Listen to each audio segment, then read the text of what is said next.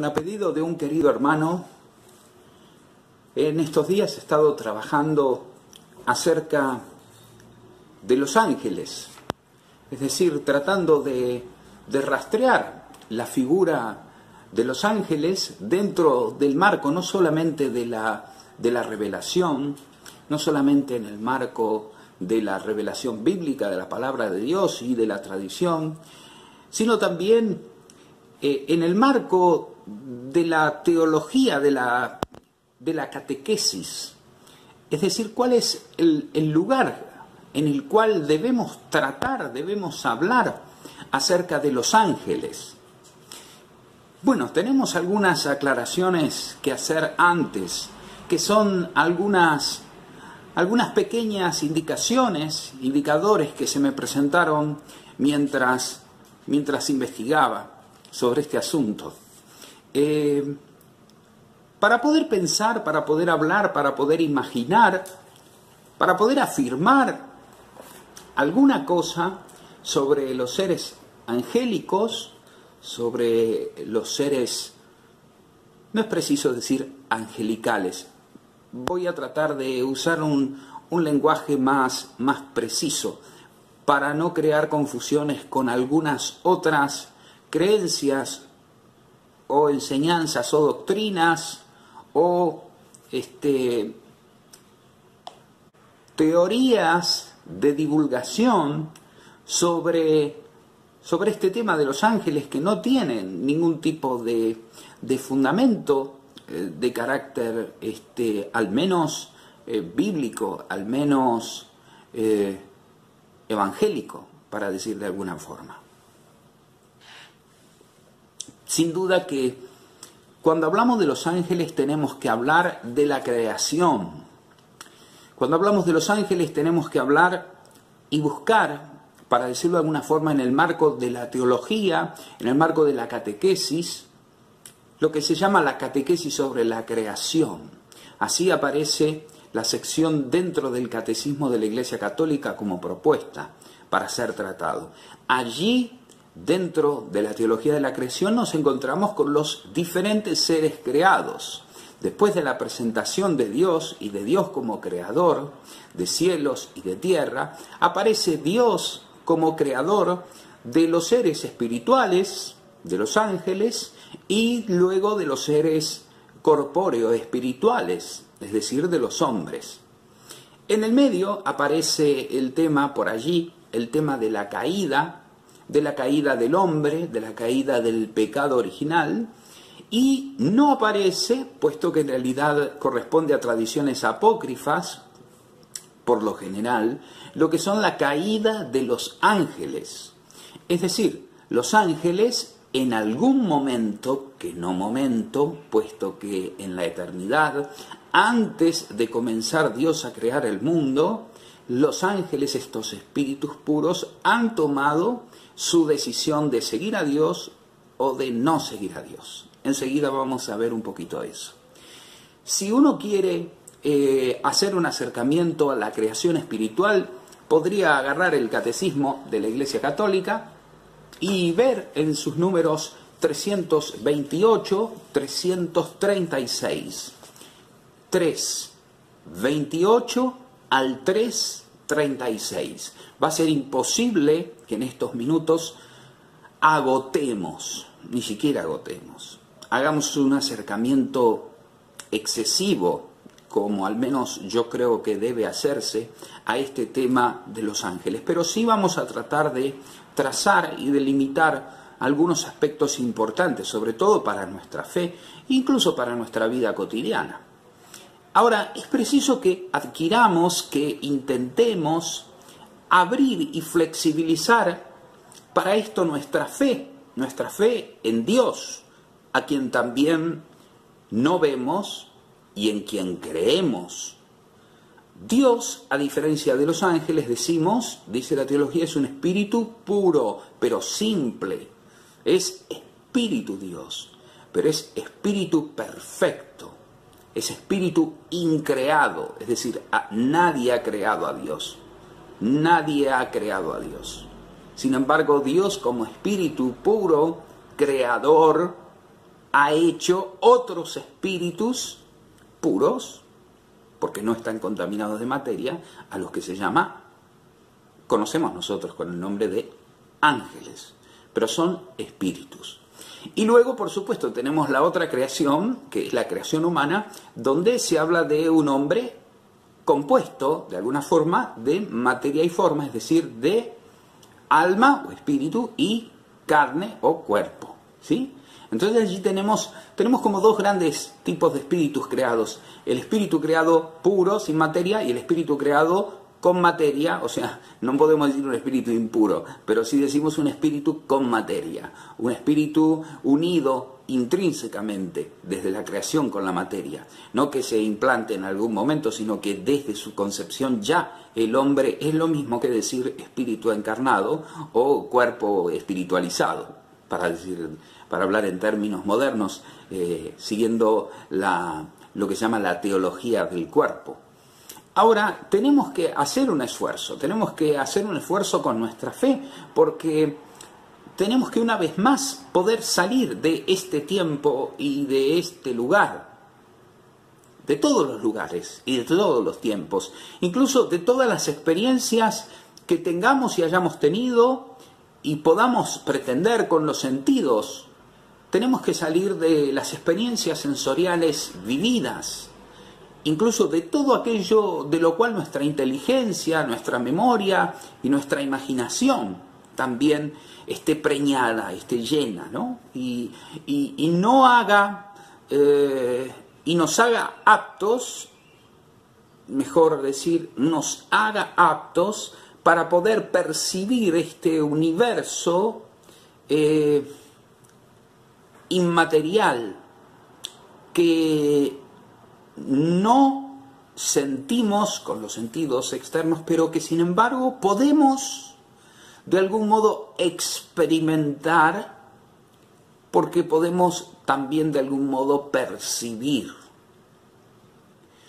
Es decir, nosotros creemos, y cuando digo nosotros estoy hablando de una postura antropológica, no teológica o religiosa, nosotros creemos que existen percepciones y experiencias más allá de lo que se puede ver, se puede tocar, se puede oler.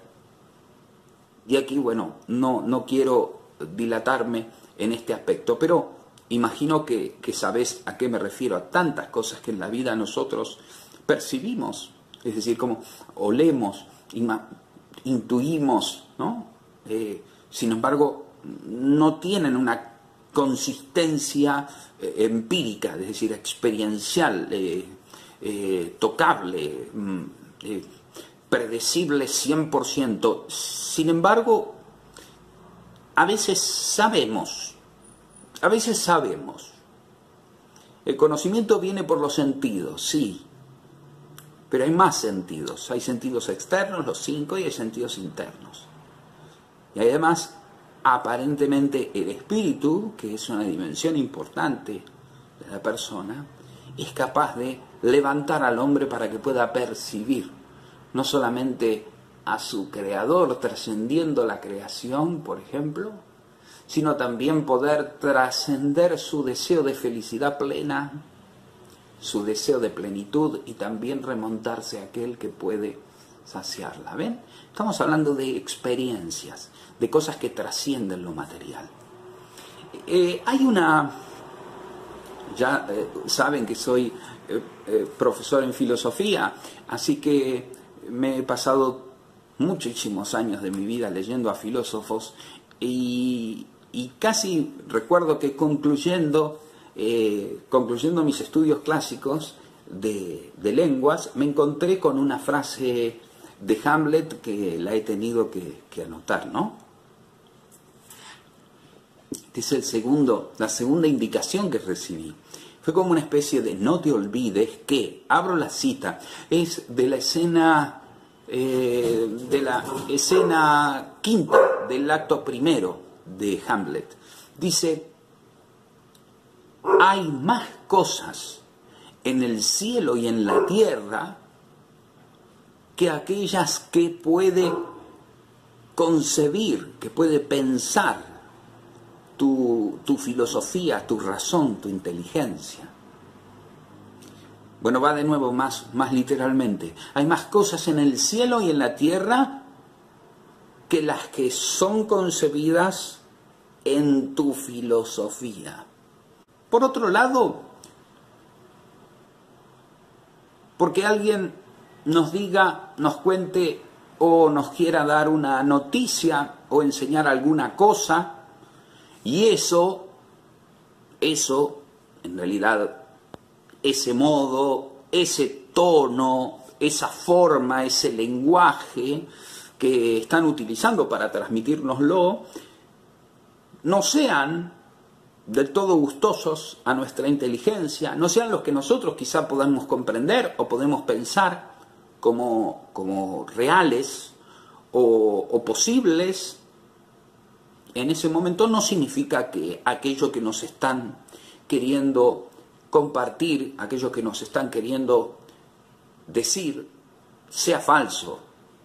A veces nos pasa, y sucede a diario en el lenguaje, que hay cosas que resultan no verdaderísimas. Esto no es verdaderísimo, es sospechoso. En latín te lo digo, es verosímil, verosimilis, non verosimilis, inverosímil, de allí viene la expresión. Inverosímil no es algo falso, es algo difícil de creer, es algo difícil de asentir con la inteligencia. ¿Cuántas veces, quizá no nos damos cuenta porque somos más o menos incrédulos, hemos considerado, por ejemplo, falsa una cosa porque no cuadró, porque no resultó a nuestras categorías algo real? Eso puede darse. Por tanto, tenemos que despojarnos un poco de esto que decía primero, de las coordenadas espaciotemporales, porque vamos a hablar de seres que no se encuentran, que no tienen su patria, que no tienen su origen en este mundo, y sobre todo que se manejan como si fuesen dos mundos y a dos tiempos, o mejor dicho, en otro tiempo especial. Algunos hablan del Evo, que es el tiempo propio de los ángeles, que les permite pasar de alguna manera a estar en toda la creación de Dios, en todo el universo concebido como totalidad. Lo primero. Lo segundo, saber que hay más cosas de aquellas que nosotros con nuestra filosofía podamos concebir, podamos pensar, podamos imaginar. Y lo tercero, esto último, por más que algo nos resulte difícil de creer porque no hayamos tenido experiencia de ello incluso, o porque en realidad el modo con el cual nos hablaron hasta ahora, que quizás fue infantil, por ahí nos quedamos con el ángel de la guarda, con las alitas. Bueno, los ángeles son espíritus, así que discúlpame mi horrible y espantosa tarea de notificarte que los ángeles no tienen alas, porque no tienen cuerpo, porque son incorpóreos, son espíritus. Si el otro día conversaba con una persona y en seriedad había hablado acerca de la aparición, ella había tenido una aparición en su conciencia que percibió como cierta y verdadera, a la que le atribuyó una existencia extramental fuera de la mente y llamó angélica. Bien, hay que analizar bien ese acto perceptivo, esa subjetividad del que lo percibió, etc.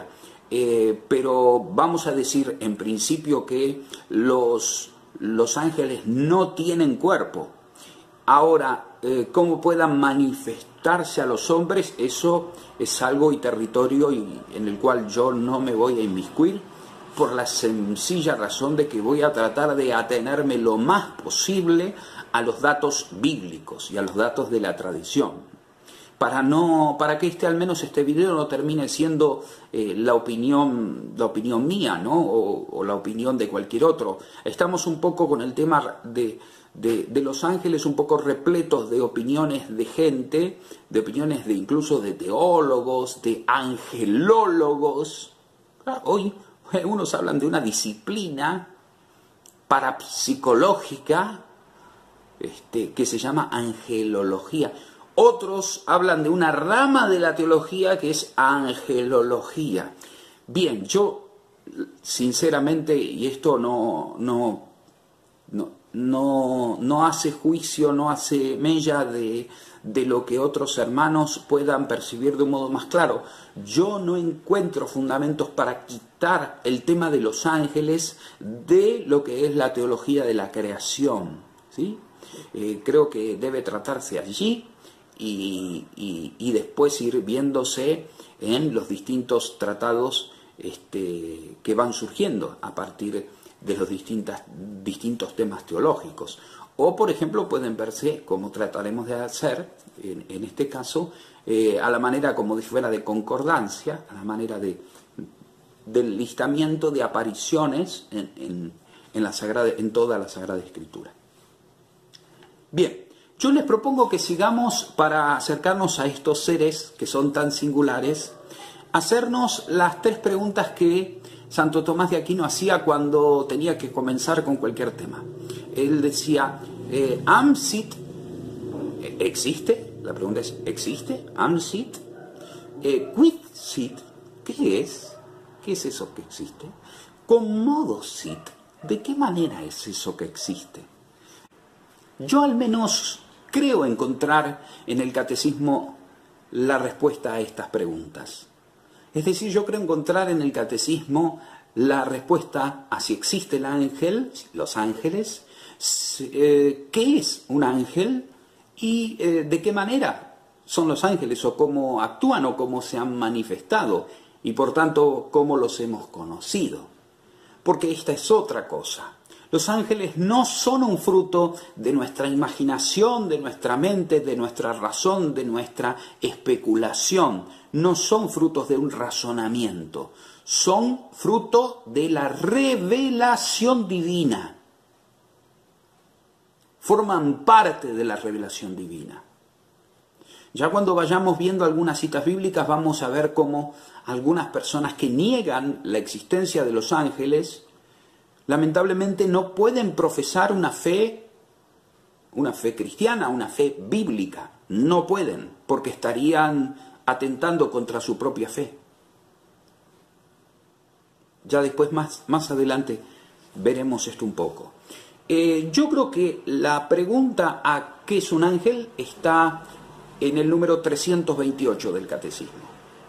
La respuesta a ¿qué es un ángel? Está en el número 300, yo leería primero el 330 y después el 329. Y la respuesta a cómo es el ángel, cómo actúa, de qué manera, cómo se manifiesta en la historia, yo leería del número 31 al 33, o sea, 331, 332, 333 y 336. Entonces, del 331 al 333 y el 336. Porque el resto lo vamos a ir nosotros viendo aquí con las citas que vayamos viendo. Bueno, vamos a comenzar de alguna manera con esto.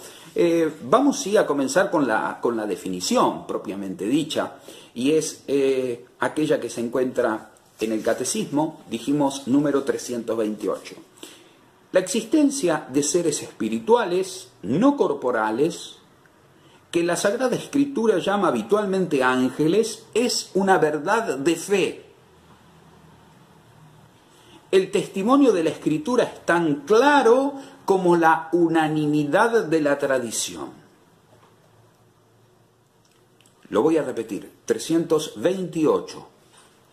La existencia de seres espirituales no corporales, que la Sagrada Escritura llama habitualmente ángeles, es una verdad de fe. El testimonio de la Escritura es tan claro como la unanimidad de la tradición.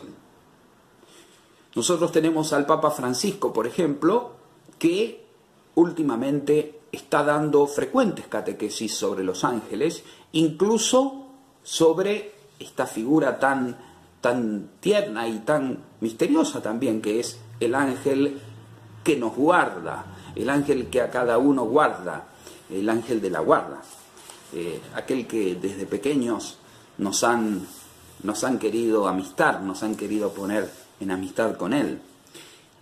Ahora vamos nosotros a la parte más técnica.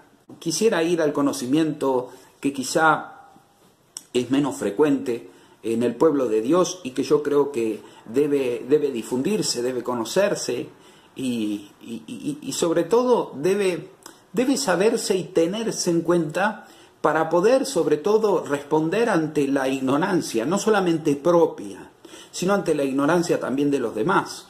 Vamos todos igual, yo empezando, yo el primero, yo estudio, y sí, he hecho carreras, pero estudio todo el tiempo, a fin de poder transmitir, pero a fin de también poder yo conocer. La palabra ángel en hebreo se dice malak. Malak significa mensajero, significa enviado y también embajador, una especie de nuncio. Ahora, ¿cómo distinguimos entonces cuando se trata de un ángel y cuando se trata de un mensajero? Por lo general, el contexto en la literatura, en el texto original en hebreo, no presenta dificultades de interpretación, suele clarificarse bastante. Hay un pasaje del profeta Malaquías, Malaquías, ¿no? Malaquías es el nombre de un profeta que significa el mensajero. Malaquías.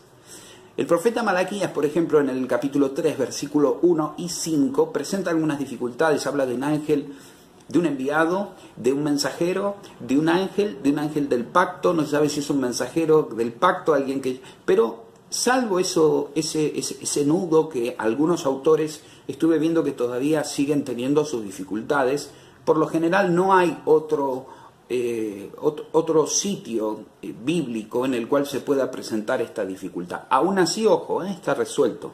La primera mención sería del mensajero, del versículo 1, y la versión de Malaquías 3.5 vendría a ser justamente la de un ángel.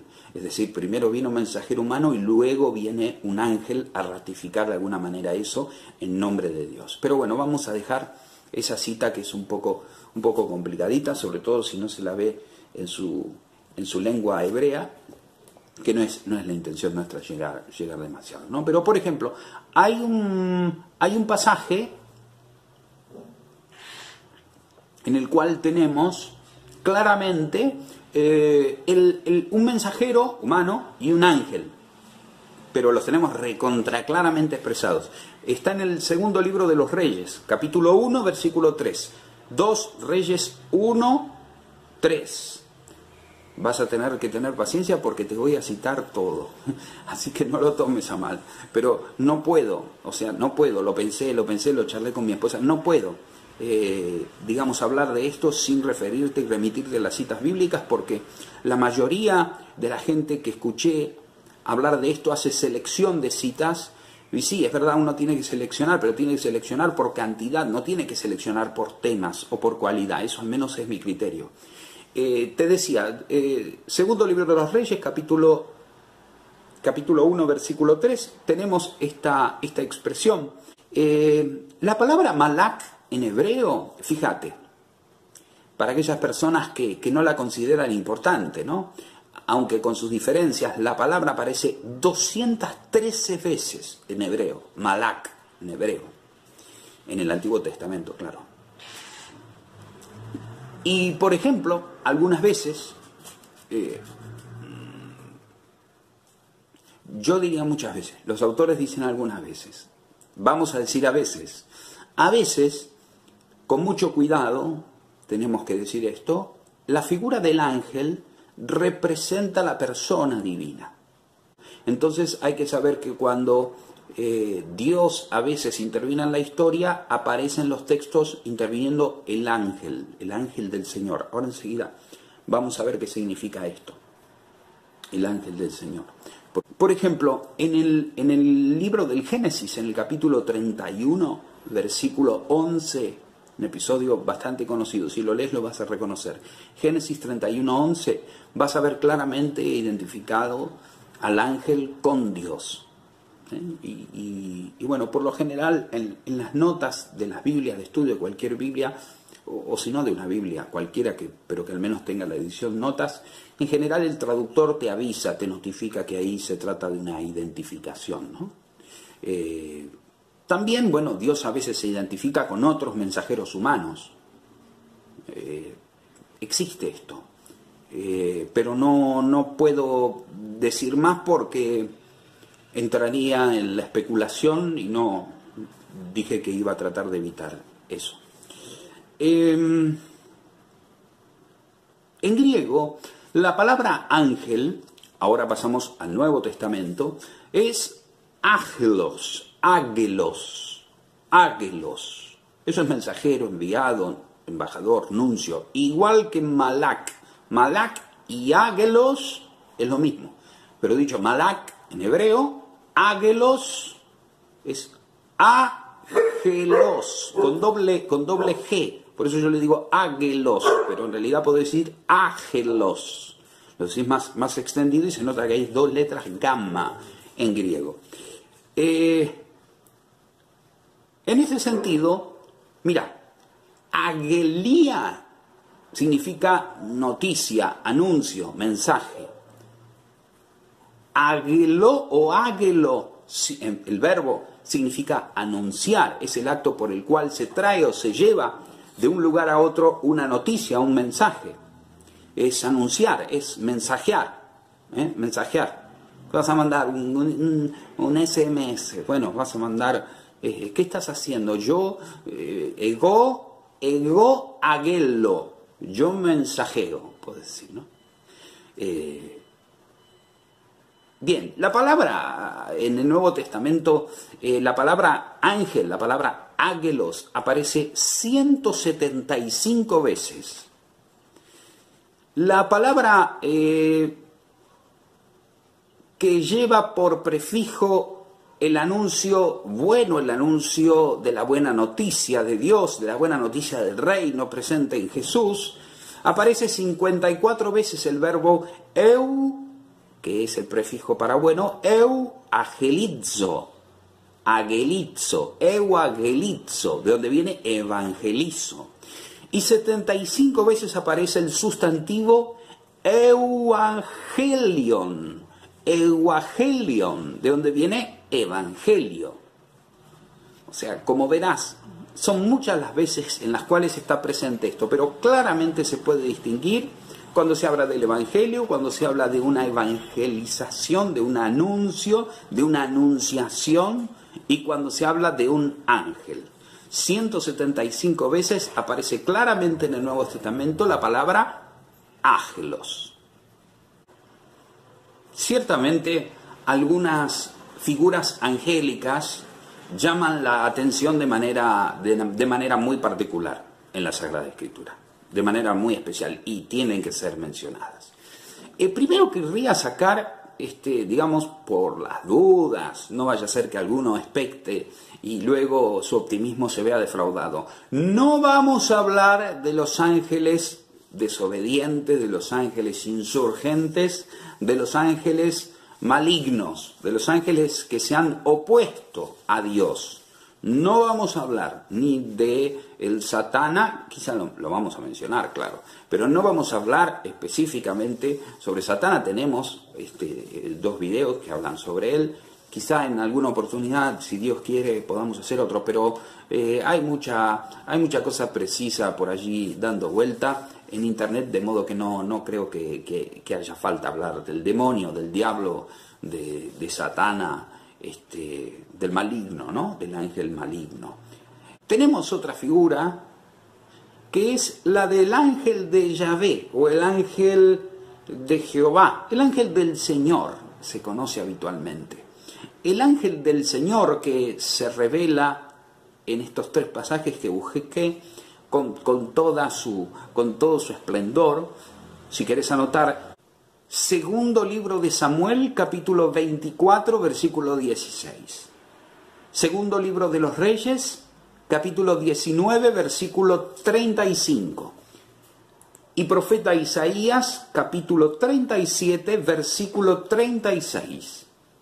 Va de vuelta rápido.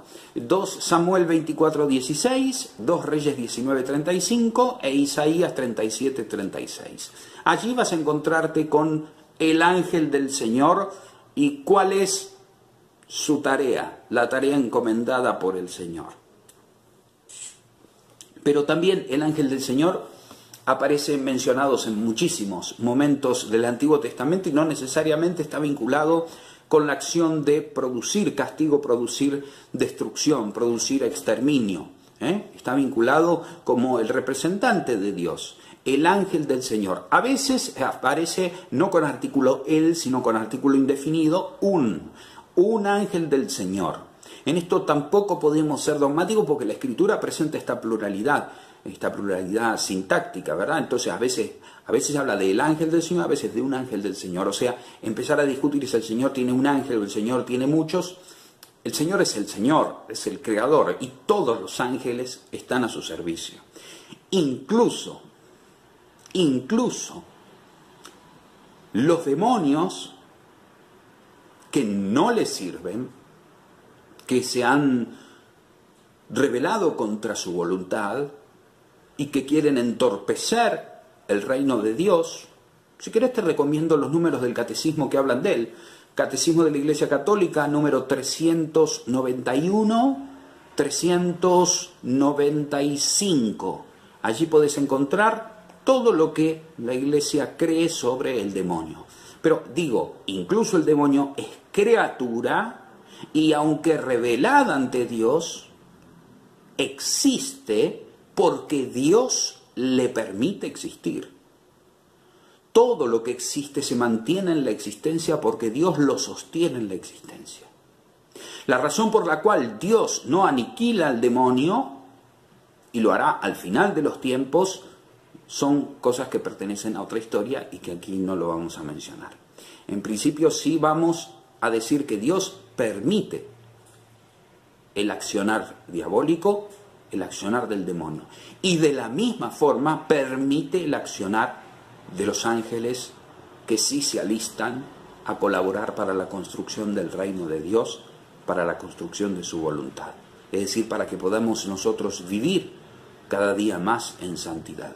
¿Cómo lo hace? Volvemos a esto. No podemos determinarlo con precisión, salvo lo que después más adelante diremos de las citas. Dije que no lo iba a mencionar, dije que no iba a hablar de él, pero solamente quiero hacerlo para quitar esa idea, esa noción, incluso esa enseñanza de corte. Bueno, no puedo hablar ahora, no puedo desarrollar la filosofía desde la mazdeísta, desde la órfica, pasando por la dualista y luego la maniquea, que plantea dos principios, el del bien y el del mal. No podemos hablar de que hay ni un ángel bueno ni un ángel malo en oposición, ni podemos hablar de Dios y poner al diablo ni siquiera cerca. Ni siquiera cerca. A ver si nos queda claro. Un ángel de Dios se diferencia, hablando en términos vulgares, pero burdos, pero para que lo entiendas. Los ángeles, incluido el demonio, se diferencian de Dios como nosotros de Dios. Porque Dios es infinito y Dios es el creador. Y el universo es finito. Y todo aquello que fue creado es finito. Tiene principio y tendrá final. Los ángeles, como son eternos, como nuestro espíritu que es eterno, van a tener su final el día del juicio, el día de la resurrección y restauración. No el día de nuestra muerte, cuando vayamos a la presencia de Dios, al paraíso, sino cuando sean devueltos nuestros cuerpos y cuando Dios cree un cielo nuevo y una nueva tierra, como Él dice, donde habite la justicia y donde ya no haya ni mal, ni muerte, ni angustia, ni dolor, ni llanto, porque todo lo de antes pasó, ni demonio. Ya no vamos a tener que lidiar más con tentaciones, ya no vamos a tener que lidiar más con el tentador, ni tampoco con la carne, con lo que de antidivino tiene nuestra naturaleza, puesto que vamos a ser transfigurados en gloria. San Pablo dice, en esperanza estamos salvos, y a eso me agarro y me digo, seremos transformados en gloria. No es presunción, es deseo extremo de estar con el Señor. Bien, decíamos que Satán en la palabra hebrea, pero la palabra griega es diabolos, diabolos. La palabra daimon, de donde viene demonio, es más amplia, ¿no? Pero la palabra diabolos indistintamente trata de traducir aquel satana. Porque dia es dividir, separar, y bolos es lanzar. O sea, lo que hace el diablo es, en el fondo, no como en la semántica hebrea, no acusar, no ser el adversario, el opositor, el meter ponzoña, sino acá este es el diablo, es aquel encargado de dividir sobre todo, de dividir, de engañar, de dividir a nosotros, de separar a nosotros de Dios, a nosotros del prójimo, a nosotros de nuestro deseo de santidad, a nosotros de nuestro deseo de contribuir a la construcción del reino de Dios, a nosotros del amor a nuestros hermanos. El diablo dice, diablo, Satanás, Apocalipsis 12:9. El diablo o la antigua serpiente o dragón o Satanás, los 4 sinónimos están mencionados en el versículo 9 del capítulo 12 de Apocalipsis. Y bueno, después, la razón por la cual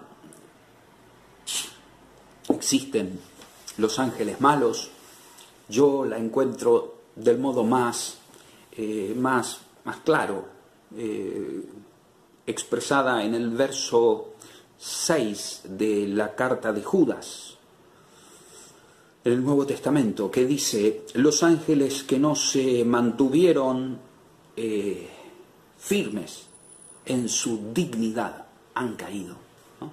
Los ángeles han sido encerrados, en fin, han sido apartados de la presencia de Dios. Pero son los ángeles que no se han mantenido, es decir, que no han querido conservarse en su dignidad. Mirá que bien lo expresa, ¿no? O sea, Dios cuando crea algo digno. Y en la medida que tanto ángel como persona quiera volverse sobre sí y apartarse de Dios, claro, no pierde su dignidad humana, pero sí no puede gozar de su dignidad de hijo de Dios por medio de la fe, por medio del bautismo, por medio de la relación filial, por medio del amor, por medio de la adhesión a la persona de Jesucristo. Imagen visible de Dios invisible, Colosenses 1:15.